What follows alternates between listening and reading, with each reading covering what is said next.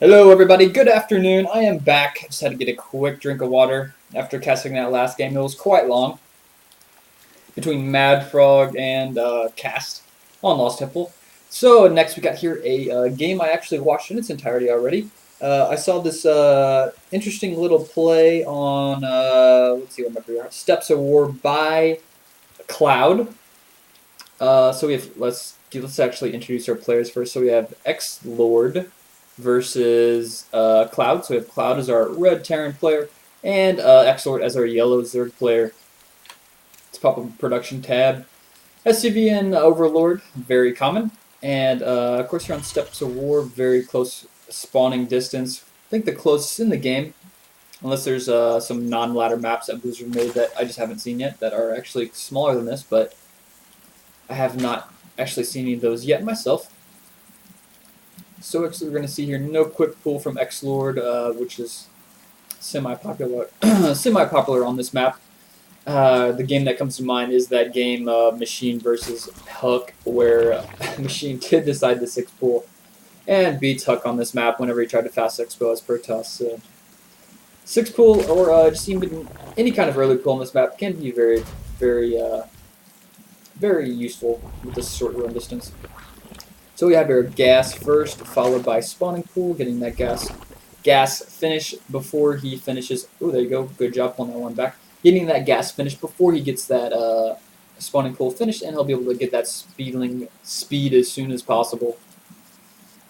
This is a very small map. There is not as much room to run around as other maps like Xel'Naga Caverns, where you have that whole big giant opening in the middle, and then just like massive amounts of room, even on the sides, to just flank your opponents with lings. So this map, not so much. I mean, you do have these side routes down here around the Xel'Naga Tower, but one or two tanks here in the middle can completely shut down anything like that, any way back way into this base. So we have Cloud going up here, getting a little manor bunker action, and XlorD quickly attacking that SCV. It looks like Cloud is just running around his bunker here. Looks like he's running around, just going to try and build a little bit more on it, run around, build a little more on it, and running around, building a little more on it. Let's see what his APM is up to now. He's got like 330 APM just microing that one SCV. That is crazy. And then XlorD with like 50, so he's not too interested, and he probably just right-clicked on it and back to macroing. So we have a queen coming out, speed being researched. There's those first batch of lings coming out, going to quickly kill that bunker. Is he going to save it? Yeah, he did save with 7 life left, throwing down that expansion. And actually running this SCV back in while those lings were busy, going to get some nice scouting information here. As far as he knows, what did he see right there? He saw not actually much, just saw gas and the queen, so not too terrible great information right there, but still worth it either way. So we have 2 Marines coming out, and XlorD sending in a Overlord, but I think Cloud's going to see this and start shooting at it. He may even get a kill here. Yeah, he does see it. No, he's actually killed some lings. He's moving over here to kill this Overlord. That Overlord will probably be saved. He just has to move a little bit to the right to get saved. And we have an expansion being laid for Cloud. He saw this Zerg expansion, figured, hey, what the hell, I'll expand also. We have a factory with a tech lab being built. And let's see, he's going to go tanks. Yep, he is going tanks. I was hoping he may win some Hellions. So we have good Overlord position from XlorD here. You can see in the mini-map, he's got coverage in the front, he's got coverage to the right, and coverage at the top. So he knows anything that's coming in and out of his base.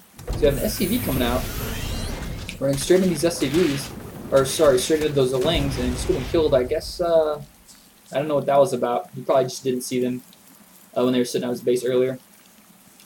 But losing that SCV. 2 SCVs, Cloud is thrown into the abyss for scouting purposes. 2 more lings running to the front lines.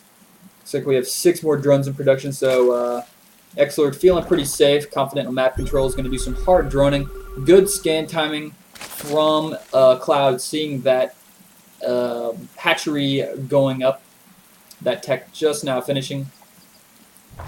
We actually have a tank siege being researched, and another tank being built, and a second barracks. So at this point, Cloud doesn't have much of an army, just enough to fight off the few lings that he's up against here. So we're in a little bit of a state of macro play for both players. And we have a Spire being built for XlorD. So we may see continued map control with those mutas. So will allow him to easily expand later on in the game. And this Ling, one Ling out here, oh, did you see that? I think you actually saw that before he ran away in the sky. And there we have some SCV transfers going on and a mule being dropped down as soon as it lands. Some Ling just hanging out here, just for the middle. I would like to see him just put like one Ling here and one Ling here at each of those Xel'Naga towers. I mean, when you have so many Lings, those things are, those things are cheap as dirt. You might as well just put them at those key vision locations because those Xel'Naga towers give so much vision. Sending one Ling in here, he just get a quick peek at that expansion. He knows there's an expansion up there, and I guess he's deciding to attack. He's just gonna pick off that one Marine. Yep, pick off that one Marine and leave without losing a single unit. Very nice. Not overcommitting himself, just getting that one little bit of a Marine advantage. In the long run, those little super small bonuses that you get that you can eventually turn into a victory. So we'll see if he can continue that. Just keep picking off units. Maybe he'll do that with some mutas. Maybe he'll fly in there, pick off a Marine. So are those mutas finished yet? He is getting that one armor upgrade on mutas, which I personally prefer. And we actually have him going here for an expansion, feeling map control, just doing the proper Zerg thing and putting down an expansion. Not even waiting for those rocks to finish. He's just over here, just ready to throw down that expansion. There it goes, and just so many drones. One or two mutas. We actually have a centrifugal hooks being researched.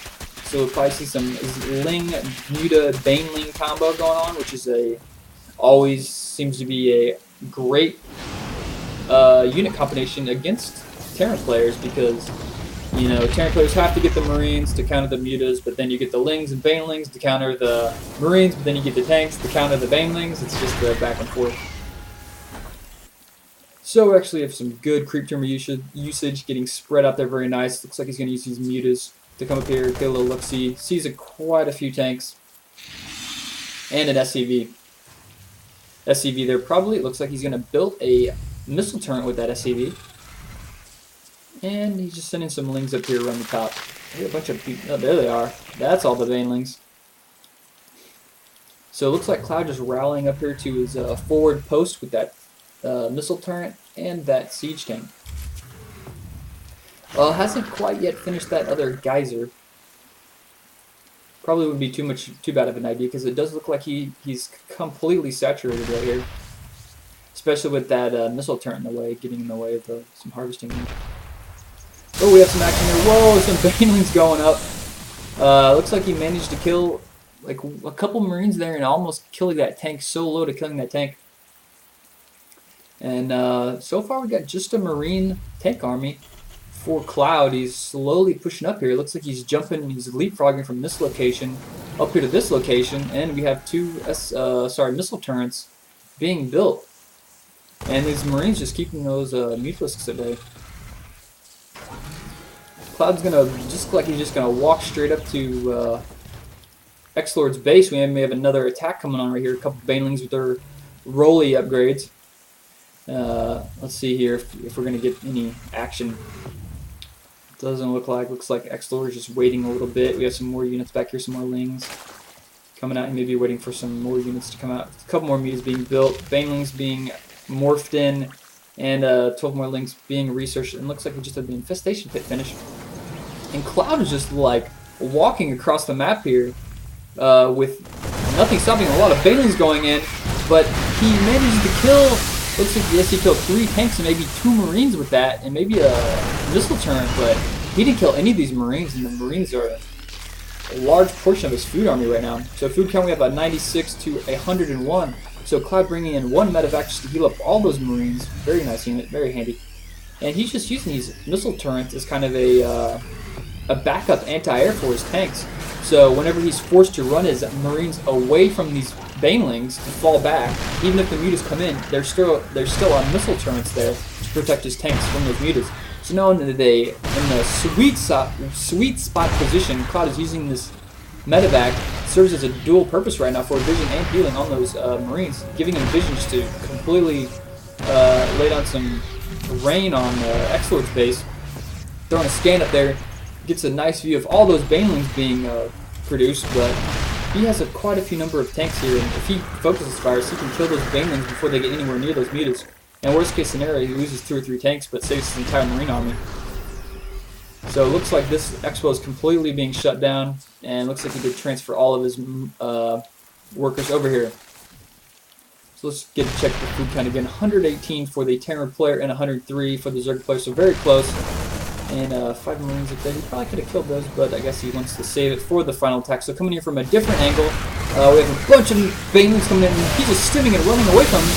Forced to use those banelings on those tanks, and that is not what you want banelings for. You want banelings to kill Marines. I mean, mutas can kill tanks. I mean, tanks don't shoot up. At least they don't shoot air. So Cloud with some great micro there, just running away from those banelings with his Marines and letting the tanks suck up all that damage. They have more than enough life to do that. A lot of Marines coming out here, just getting spawning, just getting killed. A little bit of friendly fire there from the tanks, but those Marines are, they don't worry about it too much. Looks like we're going to get another little bit of another attack right here. There's oh my gosh, there's going to be a lot of dead units right here. Looks like he takes, wow, there's a lot of dead Marines right there, but he still has a very large force. Quite a few Marines. Looks like he has 20 Marines or more. And XlorD calls it GG. So that game, I just wanted to show that to you. Just show how on small maps, a Terran player can, fight off the Marine, or fight off the Baneling and Muta combination with just a very slow, steady push. I mean, you can go back here and look and just see missile turn after missile turn, just slowly progress all the way back to his base. And you would see him move up his Marines and tanks, build a missile turret, move up his Marines and tanks, build a missile turret. One thing that the Zerg player could have done better this game is he had those mutas and he never was like harassing back here. He could have been back here harassing. Look, there's one missile turret back here. This was easy money for that Zerg player to just come back here and start harassing. I mean, there was only one missile turret here also. With the number of mutas he had, he could have easily focus fired that and killed it. But he was too focused on this slow and steady push by Cloud that completely took him off guard, took him out of his game. He didn't get to play aggressive. He was forced into a defensive mode. And Cloud just played that to his advantage. I'm going to go look for one more replay to cast today. If I can find maybe some cool one, maybe I'll cast it. If not, I'll have some more tomorrow. See you later.